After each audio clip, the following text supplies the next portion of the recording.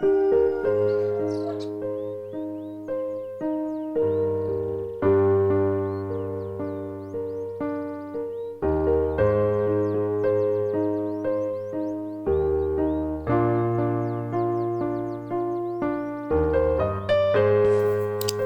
be like Jesus, temperate habits and physical exercise produce vigor.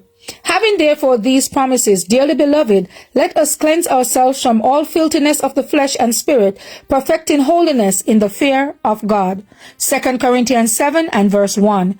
Many have suffered from severe mental taxation, unrelieved by physical exercise. The result is a deterioration of their powers, and they are inclined to shun responsibilities.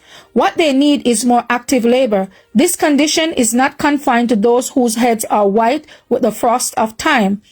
Those young in years have fallen into the same state and have become mentally feeble. Strictly temperate habits combined with exercise of the muscles as well as of the mind will preserve both mental and physical vigor and give power of endurance to those engaged in the ministry, to editors, and to all others whose habits are sedentary. Ministers, teachers, and students do not become as intelligent as they should in regard to the necessity of physical exercise in the open air.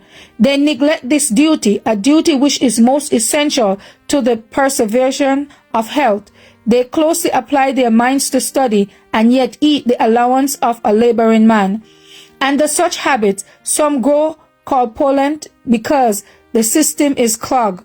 Others become thin and feeble because their vital powers are exhausted in throwing off the excess of food.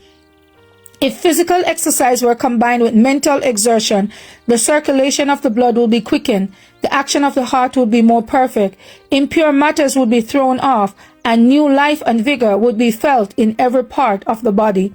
It is a sacred work in which we are engaged. It is a duty that we owe to God to keep the spirit pure as a temple for the Holy Ghost.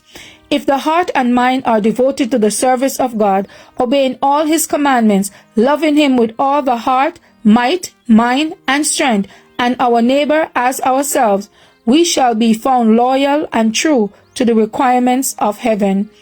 We are now in God's workshop.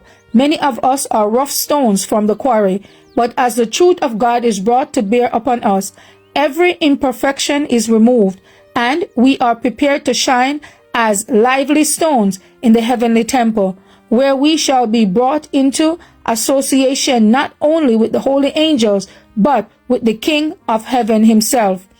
The consciousness of right doing is the best medicine for diseased bodies and minds. The special blessing of God resting upon the receiver is health and strength. A person whose mind is quiet and satisfied in God is in the pathway to health. To be like Jesus. October 13th. As for me and my house, we will serve the Lord. Thank you all for listening, and please join us once again tomorrow for your daily devotional reading. God bless.